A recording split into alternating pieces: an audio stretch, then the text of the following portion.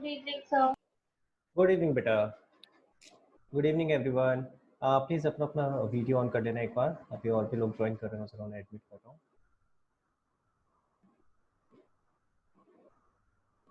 हाय पीयूष, कैसा रहा भाई तेरा पेपर? कैसा एग्जाम रहा? मत पूछो मत पूछो मत पूछो. अरे मैं बोलूंगा भी नहीं ऐसी बात, मत पूछो. चलो मैं अलग से डिस्कस करूंगा. कृति आपने पेपर क्यों नहीं दिया था भाई? एंड सब लोग प्लीज अपना वीडियो ऑन करें, बाकी लोग प्लीज. कृति आपने पेपर नहीं दिया है कल? Where is Kriti? Yes, sir. हाँ, आपने पेपर क्यों नहीं दिया था?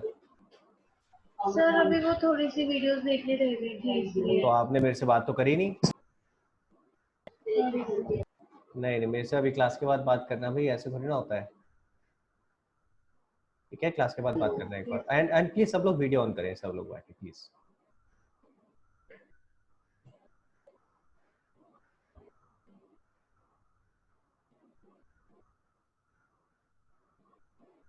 शिवानी, कृति, प्रेक्षा एंड याशिका.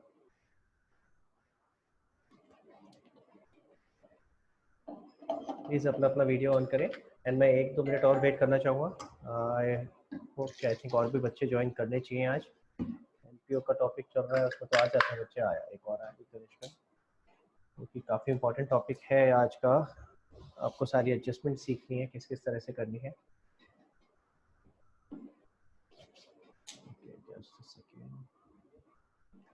याशिका, तनिष्का, प्लीज अपना वीडियो ऑन करो. Good evening sir. Good evening बेटा, वेरी गुड इवनिंग. एक मिनट सर कर रहे हैं. हाँ, बाकी बच्चे भी गुड इवनिंग बोल सकते हैं, मुझे अच्छा लगता है. मैं भी आपको रेसिप्रोकेट करूंगा, आपकी भी इवनिंग अच्छी हो. Good evening sir. Good evening. अभी भी ना कुछ बच्चे हंस रहे, कह रहे हैं अच्छा सर समझ गए, बस मान लो हमने बोल दिया आपको है. मन मन में मान लो. गरिमा हंस रही है, गरिमा कह रही है नहीं मैं नहीं बोलूंगी. बोल सकते भाई, तुम भी बोल सकते हो. गुड इवनिंग गरिमा. आवाज ही नहीं आ रही गरिमा की. गरिमा आप आपकी आवाज नहीं आ रही है. अरिंजिक आ गया. Very good evening sir. Good evening. हाँ जी, प्लीज बाकी लोग, प्रेक्षा, निर्मित, आदित्य, प्लीज अपना अपना वीडियो ऑन करें एक बार. कृति तेरा ठीक नहीं हुआ अभी ये वीडियो? No sir.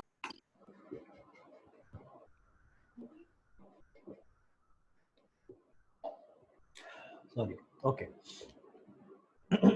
हाँ जी, अरे जल्दी करो यार, वीडियो ऑन करो, उसके बाद फिर शुरू करेंगे.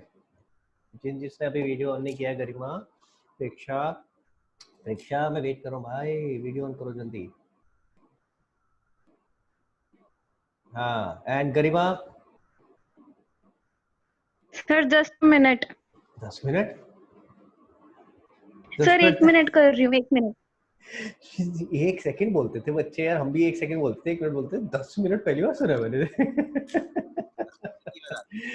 अच्छा, तेरे को मैंने फोन करने को कहा था कल, if I am not wrong, after the class, है गरिमा, जो हमारी क्लास हुई थी एनालिसिस की. हाँ सर, वो करना था. सुबह से क्लासेस चल रही है, मैं क्लास के बाद करूंगी आपको कॉल. हाँ, वो कल की बात हो रही है, मैंने कल बोला था आफ्टर क्लास. ठीक है. हाँ सर, मेरी कंटिन्यू स्कूल की क्लास चल रही है सुबह से. ये ऐसे तो चल ही रही है ना, मैं भी क्लासेस ले ही रहा हूँ, तो बीच में इतना टाइम तो निकाल सकते हैं. चलो कोई बात नहीं, अब कर लेते. अभी क्लास के बाद कर लूंगी सर. हाँ, डन डन डन. और नेहा बेटा, एक बार प्लीज अपना वीडियो ऑन कर दो. Okay great. ठीक है, तो हम लोग शुरू करते हैं. एंड कोई और आएगा बीच में तो he will join us. And अब आप चाहो तो ऑफ कर सकते हो वीडियो, ठीक है. एंड हमने लास्ट किया था, स्टिल आई थिंक काफी बच्चे अभी ज्वाइन नहीं करे. लेट मी सी एक बार जरा, कोई मेरे पास मैसेज तो नहीं आया है. नहीं, मेरे पास कोई मैसेज नहीं आया है. सो आई थिंक बच्चों ने ज्वाइन करना चाहिए था. Goma is here, Goma is not here if I am not wrong. Kritika is here, ठीक है. And Tanishka is also here. Goma कहाँ है आज? गोमा नहीं आई है. ओके, चलो let's see, I think may be she might join a bit letter. चलो, तो मैंने आपको कुछ काम दिया था और लास्ट क्लास में हमने ब्रॉडली डिस्कस किया था। मैं पहले एक बार आप लोगों को सबको साइलेंट कर देता हूँ, जस्ट अ सेकंड। हाँ जी, तो मैंने आप लोगों को कुछ फुल फ्लेजेड क्वेश्चन करने के लिए बोले थे, प्लस कल जब लास्ट क्लास हुई थी उसमें मैंने आपको बोला था कि आप सिर्फ इनकम एक्सपेंडिचर वाले क्वेश्चंस भी कर सकते हैं। ठीक है, ये बात मेरी आपके साथ हुई थी। एंड मैंने आपसे कहा था कुछ स्पेसिफिक एडजस्टमेंट्स हैं जो मैं आपको सिखाऊंगा, जहां आप अटकते हो या अटक सकते हो, जो आप कॉम्प्रिहेंसिव क्वेश्चंस करते हो वहां पे। तो आज सबसे पहले मैं बिना आपके डाउट्स लिए सबसे पहले मैं आपको वो स्पेसिफिक एडजस्टमेंट्स कराना चाहता हूँ, ताकि पहले आप वो सीख लो और आई होप कि आपके मैक्सिमम डाउट्स वहां से ही क्लियर हो जाएंगे। ठीक है, just second, Mahi has also come. तो एक बार सब लोग अपने अपने नोट्स खोल लेंगे भाई, प्लीज नोट्स की जरूरत पड़ेगी आज। तो जो नोट्स मैंने आपको दिए थे एनपीओ के, और जो बच्चे कह रहे थे मेरे पास नहीं है, मैंने सबको दोबारा से भेज दिए हैं, इसीलिए Mahi can you hear me? Hello, yes sir. Okay ठीक है। तो सब लोग प्लीज अपने नोट्स निकालें एनपीओ के, एंड मैं आपके साथ स्क्रीन भी शेयर कर रहा हूँ, और उसमें ये वाला पेज खोल लें, स्पेसिफिक एडजस्टमेंट्स आपको दिखेगी। हाँ जी, स्क्रीन दिख रही है बेटा सब लोगों को? प्लीज थम्स अप करके बताओ। Okay great. ओके, तो आपको ये दिख रहा होगा स्पेसिफिक एडजस्टमेंट, यहाँ पे लिखा हुआ है। ये वाला पेज निकाल लो आप, आखिरी में होगा, आई थिंक लास्ट या सेकंड लास्ट पेज होगा। ठीक है, तो आज अपने को ये पहले स्पेसिफिक एडजस्टमेंट समझनी है, और उसके बाद फिर हम डिस्कस करेंगे कि और भी कोई डाउट्स हो आपके, तो फिर हम सारे डाउट्स लेंगे। ठीक है, इसके बाद मेरे को उम्मीद है कि काफी डाउट्स खत्म हो जाने चाहिए। तो चलो पहले एडजस्टमेंट देखते हैं क्या है। कह रहा है purchase sale and depreciation on fixed asset. ठीक है, purchase sale and depreciation on fixed asset. Piyush कह रहा है सर, बेटा मैंने ग्रुप पे डाले थे, ग्रुप पे नहीं, सॉरी, मैंने ब्रॉडकास्ट लिस्ट पे डाले थे, आपको कैसे नहीं मिले पीयूष? एक सेकंड रुको, एक सेकंड होल्ड करेंगे बस बेटा।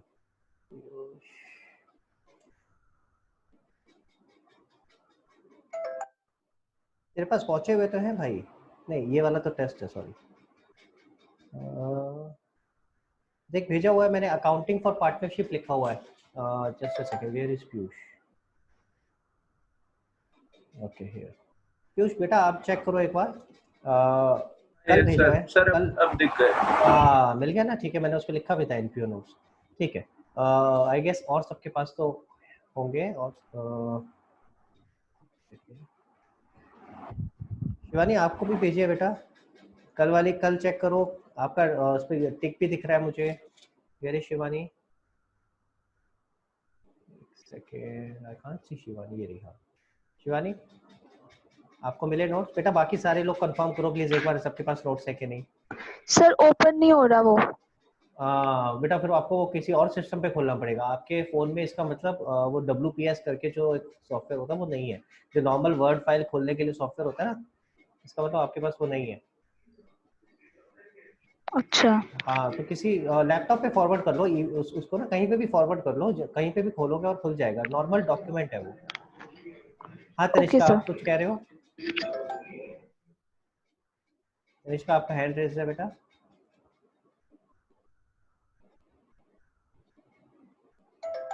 हेलो तनिष्का, मैंने आपको अनम्यूट किया हुआ है यार, आपका हैंड रेज आ रहा है। आई थिंक नहीं सुन पा रही हूँ मेरे को। चलो कोई बात नहीं, हम लोग आगे बात करते हैं फिर। तो अभी मैं आप लोगों से कह रहा था, तो सबके पास फिर मैंने नोट्स भेज दिए हैं। जिसके नहीं खुल रहा बेटा फ़ोन पे, तो प्लीज़ उसको कहीं सिस्टम पे फॉरवर्ड करो दूसरे, और वहाँ पे आप खोल के देख सकते हो। ओके, तो निष्का सिंह अनम्यूट नहीं हो रहा है, तो कोई बात नहीं, ये लिख के बता दे मेरे को बेटा। मेरी तरफ से तो यहाँ एक सेकेंड, मेरी तरफ से तो यहाँ पे तू ऑलरेडी अनम्यूटेड आ रही है। ठीक है, तो हो गया, तो ठीक है, चलो वेरी गुड। तो जरा जल्दी से केस समझते हैं जरा, ये क्या है। केस कहता है purchase sale and depreciation on fixed asset. तो यार आपको क्वेश्चन में कुछ फिक्स्ड एसेट दिया होगा, उसके ऊपर आपको डेप्रिसिएशन निकालना होगा, कुछ परचेज और सेल की ट्रांजेक्शन भी होगी, तो किस तरीके से करेंगे वो समझते हैं जरा, ठीक है। अच्छा, जिसका नहीं ओपन हो रहा है प्लीज यहाँ से स्क्रीनशॉट ले लो, अभी फिलहाल तो ऐसे काम चलाओ, बाद में फिर देखते हैं, ठीक है। हाँ जी, और ये चीजें कोशिश करा करो बेटा, क्लास में आने से पहले पूछ लिया करो मेरे साथ यार। मैंने लास्ट क्लास में भी आपको बताया था, तो आपने कहा था मेरे पास नहीं है, तो मैंने उसके बाद भेज दिया था। अगर उसके बाद ओपन करके देखना चाहिए था आप लोगों को, नहीं हो रहा होता है तो ऐसे में पहले से पूछ लिया करो, ठीक है। गोइंग फॉरवर्ड याद रखना है इस बात को। चलो, तो अभी स्क्रीनशॉट ले लो, आपके स्क्रीन पे दिख रहा है।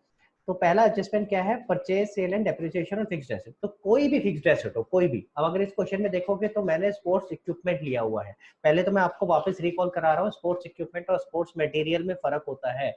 जब से एनपीओ शुरू करा है मैं तब से इस बात को बार बार बोल रहा हूँ, क्योंकि बच्चे ये गलती करते हैं। स्पोर्ट्स इक्विपमेंट और स्पोर्ट्स मटेरियल को एक ही ट्रीटमेंट दे देते हैं। नहीं, sports material is consumable item, sports material is consumable item.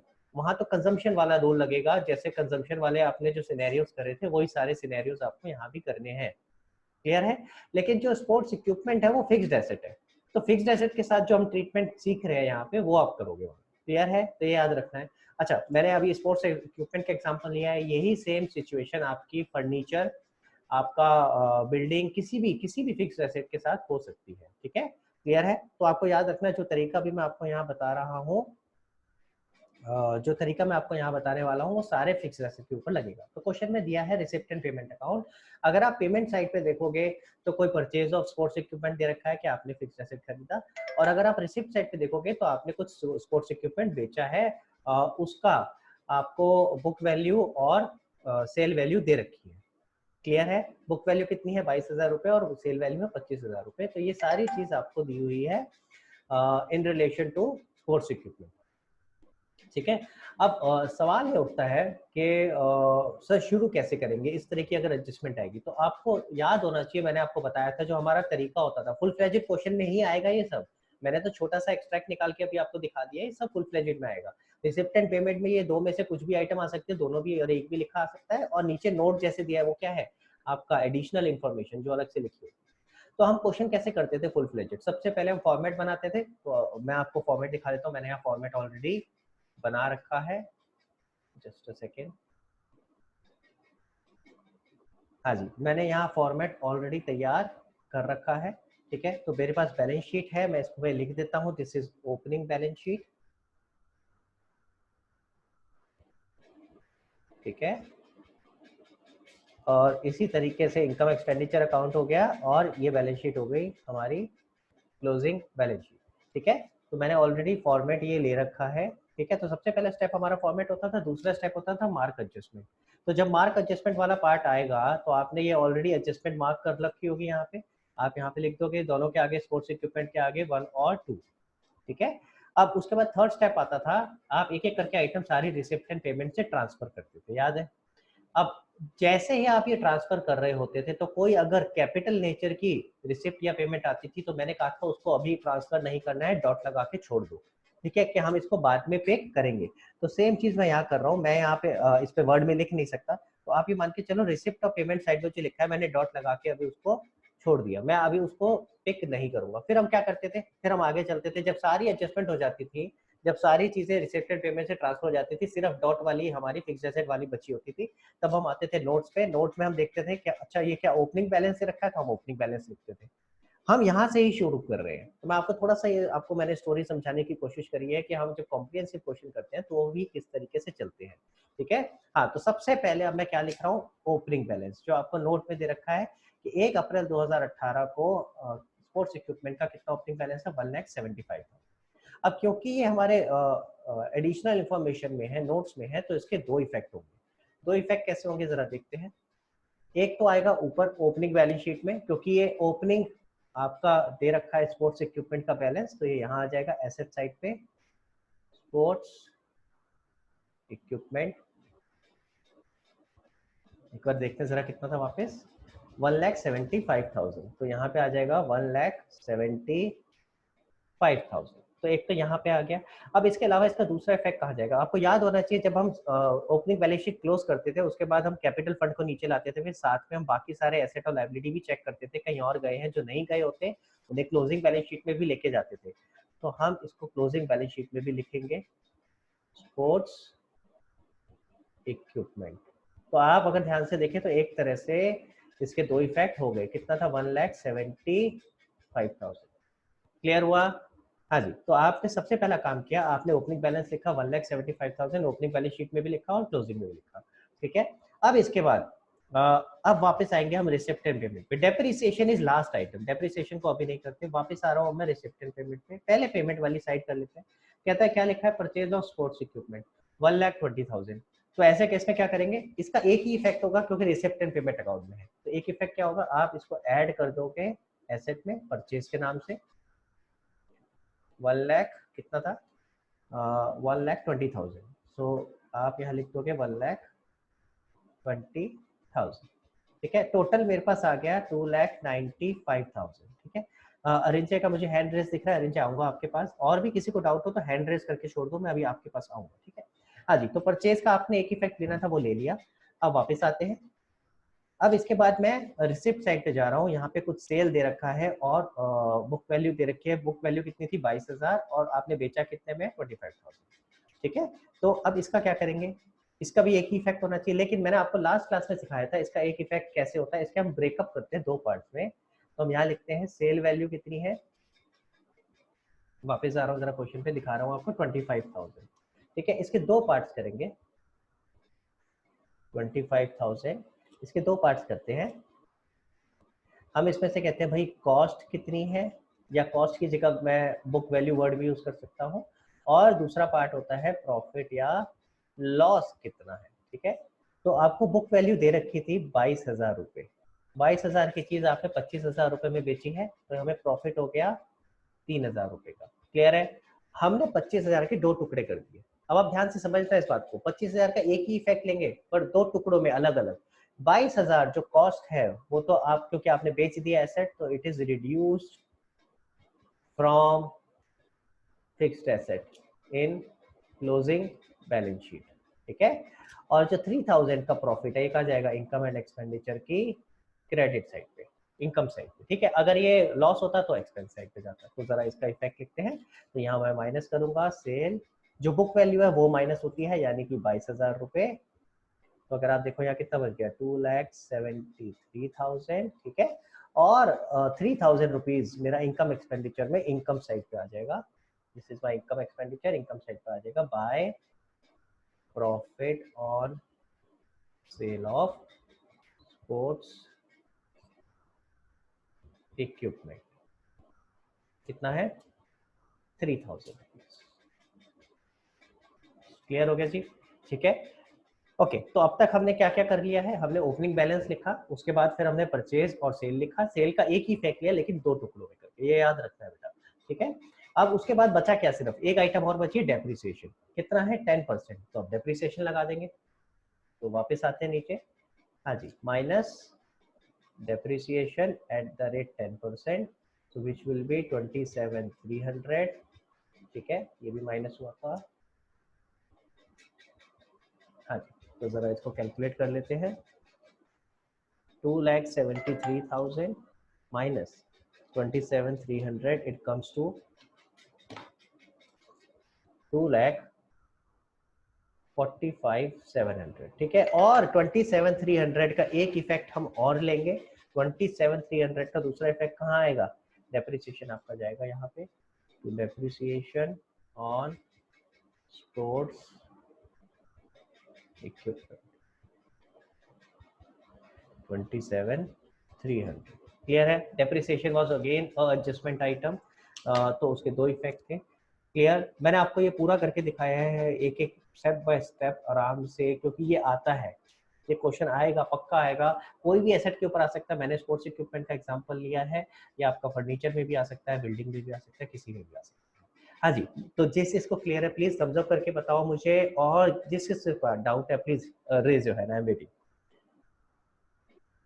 Okay. What about Neha Sharma, Preksha, Nirmit? आप लोगों का रिस्पॉन्स नहीं दिखा बेटा मेरे को। ओके प्रेक्षा का I can see. Neha Sharma and निर्मित। ओके। सो आप लोगों को क्लियर है ये? Very good. निर्मित, हाउ अबाउट यू बेटा, आपको क्लियर है क्या? ग्रेट। अरिंजे, आपका बेटा कोई डाउट है बताओ, मैं आपको अनम्यूट कर रहा हूँ। सर एक प्रॉब्लम थी मेरे एकदम से ना बीच में ऑडियो डिस्कनेक्ट हो गया था, तो मुझे समझ नहीं आया यहाँ पे क्यों लाया सेल ऑफ स्पोर्ट्स इक्विपमेंट को। अच्छा, तो मैं बता देता हूँ, कोई बात नहीं, समझ ले बेटा। देख, इसके दो पार्ट्स होते हैं। कहाँ गया? हाँ, सेल वैल्यू होती है ना, जो भी हमें दे रखी होती है, उसके दो पार्ट करने पड़ते हैं कि बुक वैल्यू कितना उसमें से और प्रॉफिट या लॉस कितना। ये वाला पार्ट समझ में आया? Yes sir. ये दो पार्ट कैसे करते हैं ये समझ आ गया? यस सर, समझ गया वो बात। ठीक है, अब यहाँ तक तो आ गए। अब आपका सवाल ये है ना कि हम यहाँ ये रिड्यूस क्यों कर रहे हैं, ये सवाल है। यस। ओके, तो बेटा अगर मैंने कोई एसेट बेच दिया तो मुझे अपनी बुक्स में से उस एसेट को कम तो करना पड़ेगा ना। Yes sir. अब मेरी बुक्स में वो कितने का आ रहा था? वो तो मेरी बुक्स में 22,000 रुपए का आ रहा था, तो इसीलिए मैंने 22,000 रुपए कम करे। हालांकि मैंने बेचा 25 में, लेकिन मेरी बुक्स में आ कितने का रहा था? 22,000। दैट इज द रीजन कि हम इसको बुक वैल्यू क्यों माइनस करते हैं। क्लियर हो गया? यस सर, समझ अभी ठीक है, और तो कोई डाउट नहीं? No sir. ठीक है, ग्रेट। तो हम लोग आगे बढ़ सकते हैं बेटा। So this was your first scenario. जो आपका, हम लोग क्या कर रहे हैं, मैं यहाँ हेडिंग में डाल देता हूँ, just a second. We are doing specific adjustments, तो मैं ऊपर लिख के देता हूँ, these are specific adjustments which we are doing.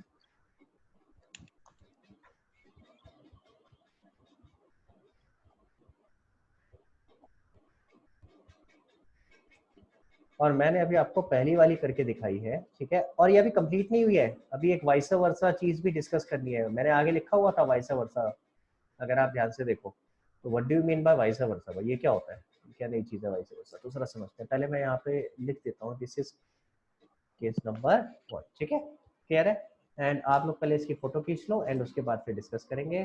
This is specific adjustment case number 1, ठीक है।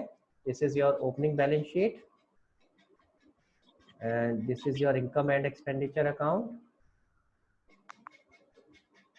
okay, and this is your closing balance sheet, clear, and this is your, here this is your working। Sir मैं question भी दिखा दो जो उसका है। हाँ, ये ले बेटा,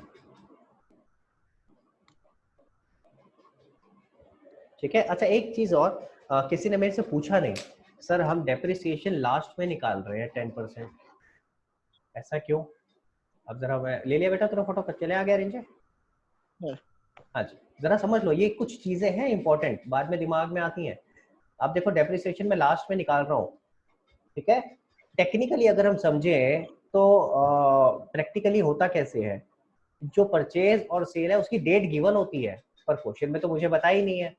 तो अगर मुझे डेट गिवन होती है तो आपको याद होना चाहिए ना, डेप्रिसिएशन 11th में हमने करा था depreciation chapter, pro rata basis पे डेप्रिसिएशन निकालते हैं, जब तक आपने बेचा तब तक का डेप्रिसिएशन निकालो, वो माइनस करो, ये सब तो हमने करा ही नहीं ना। तो हमने तो इनफैक्ट क्या करा, हमने आसान काम कर लिया, हमने अज्यूम कर लिया कि सारी ट्रांजैक्शन साल के शुरू में हुई है, तो कोई डेप्रिसिएशन सेल तक का लगा ही नहीं। तो अगर क्वेश्चन में कुछ दिया ही नहीं होता है, और इसमें नहीं दिया होगा इस तरह से, एनपीओ में इसी तरह का क्वेश्चन आएगा, ठीक है, तो वो आपसे एक्सपेक्ट नहीं करते कि ये टेक्निकलिटीज आप एनपीओ में लगाओ, क्योंकि ऑलरेडी बहुत टेक्निकलिटीज है उसके अंदर। तो इसीलिए आपके पास इसी तरह का क्वेश्चन आएगा। आपको ये याद रखना है, depreciation would be calculated after doing all purchase and sale adjustments. ये नोट कर लो कहीं पे चाहे तो, कि depreciation is the last step, it is to be done after doing all sale and purchase adjustment. जो अमाउंट आ जाएगा, जैसे यहाँ पे इसमें सेल परचेज करने के बाद ये जो अमाउंट आ गया, इसके बाद डेप्रिसिएशन लगेगा। क्लियर है? ओके। अब वाइस वर्सा का मतलब क्या है भैया? देखो ध्यान से देखना आप सब लोग, अगर मैं इसी क्वेश्चन में मान लेता हूँ डेप्रिसिएशन वाली एडजस्टमेंट गिवन नहीं है, ठीक है, तो मैं जरा डेप्रिसिएशन वाला ये सब हटा देता हूँ यहाँ से, ये डेप्रिसिएशन हटा दिया मैंने, लिखा रहने देता हूँ क्योंकि मुझे आगे जरूरत पड़ेगी। एंड ये भी गिवन नहीं है, ठीक है, these two things are not given. लेकिन ध्यान से देखो, लेकिन मुझे ये गिवन है क्वेश्चन में, which is the closing balance of asset. तो हो सकता है आपको क्वेश्चन में क्लोजिंग बैलेंस ऑफ एसेट दे रखा हो, तो ऐसे में सीधा उठा के बस क्लोजिंग बैलेंस लिख दिया, वो काम नहीं चलेगा, कैलकुलेशन ऐसी करके देखनी पड़ेगी, ताकि हो सकता है कोई हिडन एडजस्टमेंट हो जो आपको पता चले। जैसे इस केस में मैंने ये कैलकुलेशन करी तो मुझे पता चला इसके हिसाब से जो क्वेश्चन ने इंफॉर्मेशन दी थी, मेरा तो बैलेंस आ रहा है 2,73,000, जबकि क्वेश्चन ने बोला है एक्चुअल बैलेंस है 2,45,700। इसका मतलब जो डिफरेंस है वो क्या रहा होगा? डिफरेंस डेप्रिसिएशन रहा होगा। तो इस तरीके से आपको ये कैलकुलेशन करके देखनी पड़ेगी, ठीक है, क्लियर। तो वाइस वर्सा केस क्या हो गया कि उसमें आपको सीधा डेप्रिसिएशन की इंफॉर्मेशन गिवन नहीं है, उसमें आपको क्लोजिंग बैलेंस गिवन है, आपको डेप्रिसिएशन निकालना पड़ा। तो डेप्रिसिएशन है यहाँ कितना आ गया, मैं लिख लेता हूँ। आपने डेप्रिसिएशन माइनस करके निकाला 27,300, कैसे निकाला, 2,73,000 माइनस 245,700। जैसे ही पता चला कि ये डेप्रिसिएशन इतना है, एक तरह की क्या हो गई, हिडन एडजस्टमेंट, ठीक है, दी नहीं थी क्वेश्चन में, हिडन हो गई। तो एडजस्टमेंट है तो दो इफेक्ट है, तो यहाँ दूसरा इफेक्ट आ गया 27,300। तो इसी क्वेश्चन में मैंने आपको आइडिया दे दिया कि हिडन एडजस्टमेंट किस तरीके से आ सकती है। तो याद रखना है, अगर आपको क्लोजिंग बैलेंस भी दे रखा है किसी फिक्स एसेट का, तो सिर्फ ये नहीं कि उठा के वही लिख दिया बाकी चीजें इग्नोर कर दी, नहीं, आपको पहले opening plus purchase minus cell ऐसे करके निकालना पड़ेगा। क्लियर है? अगर ऑब्वियसली वो इन्फॉर्मेशन गिवन नहीं है क्वेश्चन में, फिर आपको सीधा क्लोजिंग बैलेंस लिखना है। ठीक, चलिए, तो पहला पार्ट मैंने आपको करा दिया है। अब जरा आगे बढ़ते हैं, थोड़ा सा स्पीड भी बढ़ाते हैं। पहला ये सबसे इंपॉर्टेंट था। दूसरा, interest on investment and vice versa. Again vice versa पे बाद में आएंगे। तो इंटरेस्ट ऑन इन्वेस्टमेंट, आपको ये दी हो सकती है information, receipt and payment account में रिसिप्ट साइड पे कुछ इंटरेस्ट दिया हुआ है और पेमेंट साइड पे कुछ इन्वेस्टमेंट दे रखी है। तो पहले तो इसका मतलब समझते हैं। इसका मतलब है, अगर पेमेंट साइड पे 10% इन्वेस्टमेंट लिखा है, इसका मतलब ड्यूरिंग द ईयर हमने कुछ इन्वेस्टमेंट की है और उसके साथ डेट भी दे रखी है 1/10/2018। इसका मतलब है कि इस डेट को ये इन्वेस्टमेंट करी और कितने की करी, 1 लाख की। क्लियर है? तो ये इसका मतलब हो गया। और दूसरी साइड में इंटरेस्ट और इन्वेस्टमेंट रिसिप्ट साइड में लिखा है, इसका मतलब हमें ये इंटरेस्ट मिला है करंट ईयर में। ठीक है, अब दोनों आइटम अगर आप ध्यान से देखो, दोनों ही आइटम मेरे रिसिप्ट एंड पेमेंट अकाउंट में आ रही हैं। तो ऐसे केस में इनका एक एक इफेक्ट होगा। तो जरा सबसे पहले एक इफेक्ट लेते हैं 10% इन्वेस्टमेंट का। ठीक है, कहाँ जाएगा ये, पहले मैं जरा ये वाला हटा देता हूँ बेटा, इसको रब कर देता हूँ जो करा था, ताकि इसी में मैं दोबारा कर लूँ, थोड़ा टाइम बच जाएगा मेरा।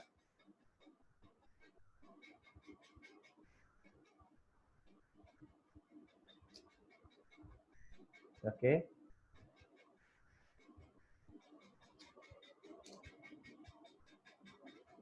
Just a second.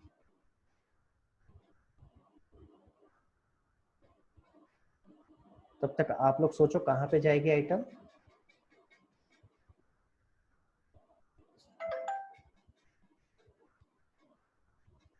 ओके, तो ये हमारा रब हो गया।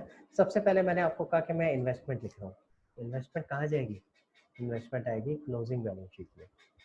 10% इन्वेस्टमेंट, इन्वेस्टमेंट एक एसेट है, अगर मैं ड्यूरिंग द ईयर एसेट खरीदता हूँ तो वो मेरे क्लोजिंग बैलेंस शीट में आएगी। अब बच्चे कई बार कंफ्यूज हो जाते हैं, सर ओपनिंग में आएगी क्लोजिंग में आएगी। अरे भाई, ओपनिंग को कैसे चेंज कर सकते हो, अगर आपका ड्यूरिंग द ईयर ट्रांजेक्शन हो रही है तो वो ओपनिंग को थोड़ी ना अफेक्ट कर देगी, तो ड्यूरिंग द ईयर क्लोजिंग को ही अफेक्ट करेगी। ठीक है, तो 1 लाख रुपीज की आपकी ये इन्वेस्टमेंट यहाँ आ गई। इसका एक इफेक्ट लेना था, हमने ले लिया। ठीक है, क्लियर है? अब आते हैं दूसरी तरफ। दूसरी तरफ दे रखा है रिसिप्ट साइड पे इंटरेस्ट ऑन इन्वेस्टमेंट। तो वो इंटरेस्ट कहाँ चला जाएगा, वो इंटरेस्ट मेरा आ जाएगा इनकम एंड एक्सपेंडिचर में।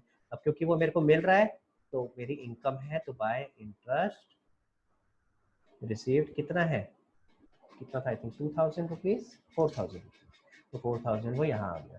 ठीक है, तो नॉर्मली हमारा एक एक इफेक्ट समझ आ गया होगा आपको कैसे लिया हमने, दोनों का एक एक इफेक्ट ले लिया। लेकिन ये खत्म नहीं हुआ है अभी। ठीक है, इसमें हमने एक चीज अभी मिस कर दी है, तो मैं आपको दिखा रहा हूँ क्या मिस किया है।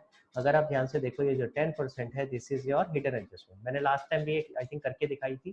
तो ये 10% हिडन एडजस्टमेंट क्या बताती है, ये बताती है कि कितना इंटरेस्ट हमारा ड्यू है, कितना इंटरेस्ट हमें मिलना चाहिए था। तो अगर मैं यहाँ पे लिख के देखूँ तो इसका मतलब हमें निकालना पड़ेगा इंटरेस्ट ड्यू। इंटरेस्ट ड्यू कितना था, 1 लाख के ऊपर। आपको लास्ट टाइम मैंने बताया भी था कैसे निकलता है, 1 लाख पे 10%। ये तो पूरे साल का हो गया। और हमने कब करी थी इन्वेस्टमेंट, देखो जरा, 1/10/2018। तो 10 से काउंट करते हैं, 10 आएगा, काउंट होगा क्योंकि 110 है। 10, 11, 12, 1, 2, 3, यानी 6 महीने। ठीक है, तो ये 6 महीने का इंटरेस्ट मेरा यहाँ निकलेगा into 6/12, which is equal to 5000 rupees. तो 5000 इंटरेस्ट मुझे मिलना चाहिए था, जबकि मुझे मिला कितना है, interest received is equal to, नीचे देखते हैं, 4000 रुपये। तो 4000 रुपये मुझे इंटरेस्ट मिला है। इसका मतलब 1000 इंटरेस्ट मुझे, सॉरी 1000 रुपीज का इंटरेस्ट मुझे मिलना था, जो कि मिलना अभी भी रह गया है। तो इसको हम क्या बुलाते हैं, अक्रूड इंटरेस्ट। ठीक है, याद करो 11th में हमने करा था ये सब। तो अक्रूड इंटरेस्ट, ये हमें इंटरेस्ट मिलना था, मिलना अभी भी रह गया है। ठीक है, तो अब this is your hidden adjustment, ये आपकी हिडन एडजस्टमेंट है 1000 रुपीज की। क्वेश्चन अगर चाहता तो सीधा सीधा बोल भी सकता था, आपको नोट्स में ये दे सकता था कि accrued interest during the year is rupees 1000। अब इसमें आपको उसने दिया नहीं था, आपने खुद निकाला, कैसे निकाला मैंने आपको समझाया। अब क्योंकि ये एक एडजस्टमेंट है इंटरेस्ट से रिलेटेड, तो फिर हम इंटरेस्ट को अब बाहर नहीं लिख सकते। ये तो मैंने आपको सिर्फ समझाने के लिए बताया था। तो हमें इंटरेस्ट को इनर कॉलम में लिखना पड़ेगा। मैं इसको थोड़ा छोटा ही कर देता हूँ, यहाँ पे लिख दूंगा। हाँ जी, तो यहाँ दोबारा लिख देते हैं बाय इंटरेस्ट 4000, ठीक है। और अक्रूड इंटरेस्ट की एडजस्टमेंट क्या होती है, 11th में सीखी थी आपने। एक तो ऐड हो जाएगी यहाँ पे अक्रूड इंटरेस्ट, जो इनकम है उसमें ऐड हो जाएगी 1000 रुपीज, टोटल आ गया 5000, और यही 1000 आपका नीचे, क्योंकि अक्रूड है ये, मिला नहीं है अभी, तो आपका एसेट भी है, तो यहाँ पे भी आ जाएगा अक्रूड इंटरेस्ट 1000 रुपीज। क्लियर है? हाँ जी, तो इसकी इस तरीके से एडजस्टमेंट करनी है, आपको अब समझ आ जाना चाहिए। प्लीज इसकी एक बार फोटो खींचेंगे। And this is your case number 2। मैं यहाँ पे केस नंबर 2 कर देता हूँ। दिस इज सिचुएशन नंबर, ठीक है। हाँ जी, तो इसकी जरा फोटो खींच लें प्लीज। एंड देन उसके बाद मैं इसका वाइस वर्सा केस भी बताता हूँ कैसा आ सकता है। हाँ जी, ये आपका क्लोजिंग बैलेंस शीट होगी, एंड इधर आपका इंटरेस्ट का कैलकुलेशन होगा। क्लियर है जी? ओके, अब जरा इसका वाइस वर्सा केस समझते हैं। पहले ये बताओ मुझे, यहाँ तक सबको क्लियर है? फिर वाइस वर्सा केस पे आऊंगा। पहले प्लीज समझ अप करके बताओ मुझे आप लोगों को, अगर ये क्लियर है तो ग्रेट। कोई डाउट नहीं है?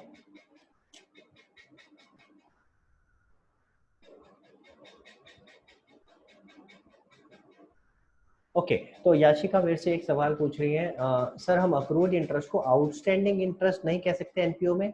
कह सकते हैं। एनपीओ में तो हमने बात करी थी कि लूजली वर्ड यूज होता है। इनफैक्ट आपको बुक में खुद लिखा हुआ मिल जाता है, इनकम के पर्सपेक्टिव से भी आउटस्टैंडिंग वर्ड लिखा हुआ मिल जाता है, जैसे सब्सक्रिप्शन में आउटस्टैंडिंग लिखते हैं। बट वी कैन, हमें तो पता है कि उसको अक्रूड बोलना है, तो हम तो अक्रूड लिख सकते हैं। अगर क्वेश्चन में लिखा हो आउटस्टैंडिंग तो आप यूज कर लीजिएगा, कोई प्रॉब्लम नहीं है, ठीक है, कोई प्रॉब्लम नहीं है। हाँ जी, तो आगे चलते हैं। अब दूसरा सिनेरियो क्या हो सकता है, तो जरा वापस आ रहा हूँ क्वेश्चन पे, प्लीज जरा ध्यान से देखेंगे। देखो, आपको दे रखा था यहाँ पे 10% इन्वेस्टमेंट, तो लेट्स अज्यूम, अब आपको वाइस वर्सा केस बता रहा हूँ जिसमें आपको ये नहीं दे रखा होगा, तो क्या होगा, आपको सिर्फ इंटरेस्ट दे रखा होगा। Interest on investment receipt side पे, पेमेंट साइड वाली इन्फॉर्मेशन भूल जाओ कि पेमेंट साइड पे कोई इन्फॉर्मेशन गिवन है, ठीक है। तो जो मैं आपको बता रहा हूँ ना, एक छोटा सा वहाँ क्वेश्चन अपने आप में वहाँ पे बना लो। तो let's say receipt and payment account दिया है और उसमें लिखा है इंटरेस्ट ऑन इन्वेस्टमेंट 4000 रुपीज, और उसके नीचे ब्रैकेट में लिखा है, ध्यान से सुनना जो बोल रहा हूँ, ब्रैकेट में लिखा है investment at the rate 10% per annum, investment at the rate 10% per annum.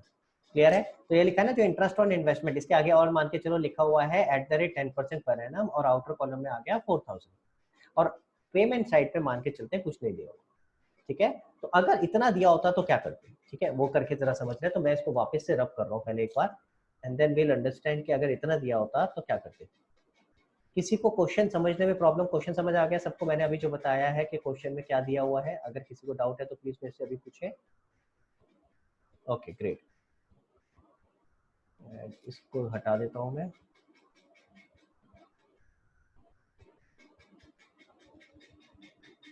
हाँ जी, तो क्वेश्चन में क्या दिया है हमें, क्वेश्चन में हमें इंटरेस्ट दे रखा है 4000 रुपीज, तो 4000 इंटरेस्ट तो हमारा यहाँ आ जाएगा बाय इंटरेस्ट 4000, ठीक है। मैंने कहा था सिर्फ रिसिप्ट साइड पे यही दिया, इंटरेस्ट ऑन इन्वेस्टमेंट 4000, ठीक है, पेमेंट साइड पे कुछ नहीं है। लेकिन साथ में लिखा था रिसिप्ट साइड पे ही, क्या लिखा था, interest on investment at the rate 10%। इसका मतलब हमारी 10% हमें इंटरेस्ट मिल रहा है, और हमारी इन्वेस्टमेंट रही होगी जिसपे ये 10% इंटरेस्ट मिल रहा है।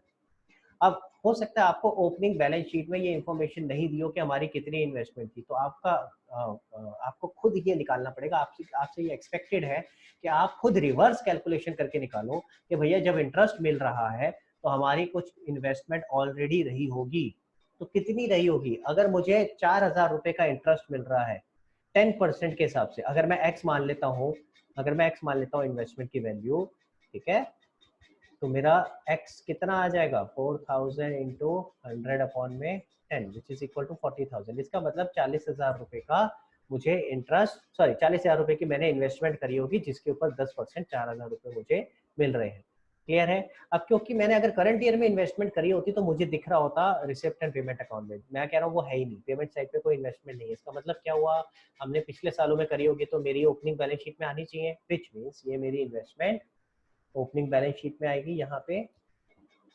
10% इन्वेस्टमेंट 40,000 एंड क्योंकि अभी एडजस्टमेंट है तो दो इफेक्ट होने चाहिए, तो यही मेरी इन्वेस्टमेंट नीचे भी कैरी डाउन करेगी 10% इन्वेस्टमेंट के नाम से 40,000। क्लियर है। तो देखिए आपका ये आंसर हो जाएगा। प्लीज पहले एक बार इसकी फोटो खींच लें एंड उसके बाद फिर हम डिस्कस करते हैं। ये आपका वाइस वर्सा वाला केस है, यानी हिडन एडजस्टमेंट जिसमें हमें रिवर्स कैलकुलेशन करनी पड़ रही है, खुद कैलकुलेट करके निकालना पड़ रहा है कि कितनी की इन्वेस्टमेंट हमने पहले की होगी। एंड प्लीज जिसको क्लियर है थम्स अप करके बताओ, और जिसको क्लियर नहीं है please raise your hand. Great, सबको क्लियर है, वेरी गुड वेरी गुड, अच्छे बच्चे हो यार, समझ में आ जाता है आपको जल्दी से, कम मेहनत करवाते हो मेरे से, हैं गुड। चलो तो आगे आते हैं, वापस अगले वाले केस पे चलते हैं। ये ध्यान रखना है भैया, ये इन्वेस्टमेंट वाला रिवर्स कैलकुलेशन वाला खास करके खतरनाक होता है, भूल जाते हैं बच्चे कि अरे इन्वेस्टमेंट की निकालनी थी कितनी है, ठीक है, तो ये याद रखना बेटा प्लीज। ओके आगे चलते हैं। अब बात आती है स्पेशल रिसिप्ट की, ठीक है। स्पेशल रिसिप्ट आप याद करो, मैंने आपको जब initially receipt and payment account कराया था, मैं लेके जाता हूँ वापस, तो मैंने ये छुड़वा दी थी डोनेशन फॉर गवर्नर पार्टी, और यहाँ भी था गवर्नर पार्टी एक्सपेंस। मैंने कहा था हम इसको अलग से डिस्कस करेंगे, आपको याद होना चाहिए, मैंने बोला था इसको बाद में करेंगे, अब समय आ गया है इसको डिस्कस करने का। देखो भाई स्पेशल रिसिप्ट, ठीक है, तो हम गवर्नर पार्टी का ही बात कर रहे हैं। स्पेशल रिसिप्ट जैसे कि गवर्नर पार्टी होती क्या है, इसको हम स्पेशल रिसिप्ट क्यों बुला रहे हैं। अच्छा by the way time up होने वाला है 40 मिनट्स वाला, तो कभी भी लॉग ऑफ हो सकता हूँ मैं, ठीक है, तो प्लीज सब लोग दोबारा से रिज्वाइन करेंगे। Just second. हाँ जी, तो स्पेशल रिसिप्ट क्या होती है जरा इसकी बात करते हैं। तो अभी तक हम दो कॉन्सेप्ट समझ के आ रहे थे कि जो भी हम रेवेन्यू रिसिप्ट हमें मिलती है या रेवेन्यू एक्सपेंडिचर होते हैं, वो हम कहाँ ले जाते हैं, इनकम एंड एक्सपेंडिचर अकाउंट में। ध्यान से सुनना जो बात बता रहा हूँ, कोई भी हमें रेवेन्यू रिसिप्ट और रेवेन्यू पेमेंट्स होती है, कोई भी रेवेन्यू रिसिप्ट और रेवेन्यू पेमेंट्स वो हम कहाँ लेके चले जाते हैं, वो हम लेके चले जाते हैं अपने इनकम एंड एक्सपेंडिचर अकाउंट में। लेकिन इस साल एक नया हमने एनपीओ में नया कॉन्सेप्ट सीखा जिसको बोलते हैं फंड बेस्ड अकाउंटिंग, यानी अगर एक बार फंड बन जाता है तो हम उससे रिलेटेड रेवेन्यू रिसिप्ट्स और रेवेन्यू पेमेंट भी फंड में ले जाते हैं। हमने ये कॉन्सेप्ट सीखा था, ठीक है। तो एक नया कॉन्सेप्ट आया था फंड बेस्ड अकाउंटिंग। वो क्या कहता था कि अगर आपको स्पेसिफिक पर्पस के लिए पैसे मिल रहे हैं तो भैया आप उसको इनकम और एक्सपेंस में लेके नहीं जाओगे, आप उसको इनकम और एक्सपेंस नहीं मानोगे, उसको लायबिलिटी मानो, उसको अलग लेके जाओ और वहीं से आप जो भी प्लस माइनस करना है वहीं से करना, ठीक। ये जो कॉन्सेप्ट है स्पेशल रिसिप्ट का, ये इन दोनों के बीच का कॉन्सेप्ट है एक तरीके से, ठीक है, बीच का कॉन्सेप्ट है। ये नहीं कहता कि इसको आप लायबिलिटी मान लो, हाँ, लेकिन ये जरूर कहता है कि जो भी आपको रिसिप्ट्स मिल रही हैं स्पेसिफिक पर्पस के लिए, स्पेसिफिक रिसिप्ट्स जो है आपको, आप उसमें से एक्सपेंस माइनस करके जो नेट अमाउंट है सिर्फ वही इनकम एक्सपेंडिचर में दिखाओगे, ठीक है। तो ये कहता है कि भाई आप इसको अलग अलग इनकम एक्सपेंडिचर में लेके नहीं जाओगे कि रिसिप्ट्स को आप इनकम साइड पे दिखाओ और पेमेंट्स को आप एक्सपेंस साइड पे, नहीं। ये कॉन्सेप्ट कहता है कि अगर कोई स्पेशल रिसिप्ट है, क्या होती है, कैसे आइडेंटिफाई करेंगे स्पेशल रिसिप्ट और ऐसा क्यों कर रहे हैं मैं बताऊंगा। पहले कॉन्सेप्ट समझ लें। स्पेशल रिसिप्ट का कॉन्सेप्ट क्या है कि आप नेट अमाउंट निकालोगे कि नेट अमाउंट हमें कितना डोनेशन का मिला या हमारा खर्चे का नेट अमाउंट कितना हुआ, और वो नेट अमाउंट इनकम एक्सपेंडिचर में लेके जाओगे। तो पहली बात ऐसा करते क्यों है और ये कौन सी टाइप की रिसिप्ट हैं और क्या कॉन्सेप्ट है, तो अब जरा थोड़ा इसको और डिटेल में समझा रहा हूँ। अगर मैं बात करता हूँ लेट से फंड बेस्ड अकाउंटिंग की, हम वहाँ कॉन्सेप्ट ऐसा क्यों लगाते थे कि हम बैलेंस शीट में लेके जाते थे, क्योंकि आपका वो fund year on year basis पे चलता रहता था, लंबे समय के लिए वो फंड चलता रहता था। वो एक्टिविटी ऐसी होती थी जो सालों साल चलती थी, जैसे टूर्नामेंट फंड। अगर कोई स्पोर्ट्स कॉम्प्लेक्स की बात करें तो हर साल वो टूर्नामेंट कराते हैं और उन्हें टूर्नामेंट के लिए पैसा चाहिए होता है, तो हम वो फंड क्रिएट करके वहां पे रख देते हैं। जब भी टूर्नामेंट कराया उस फंड में से पैसे यूज कर लिए, इसीलिए हम डायरेक्टली एक्सपेंसेस टूर्नामेंट फंड में से माइनस करते रहते हैं। दिस इज ओवरऑल ऑब्जेक्टिव, ठीक है। हर साल इसी तरह होता है, कोई भी डोनेशन टूर्नामेंट के लिए मिल रही है वो वहाँ ऐड होती रहेंगी, फिर उसी में से एक्सपेंस माइनस होते रहेंगे, जब तक हमारे पास स्पेसिफिक फंड है हम वहीं से यूज करते रहेंगे। एंड ये जो इस तरह के फंड्स बनते हैं मैंने आपको बताया वो कौन से होते हैं, जो हम हर साल इसी तरीके से रेकरिंग नेचर के हमारे एक्सपेंस हो रहे हो, जो हम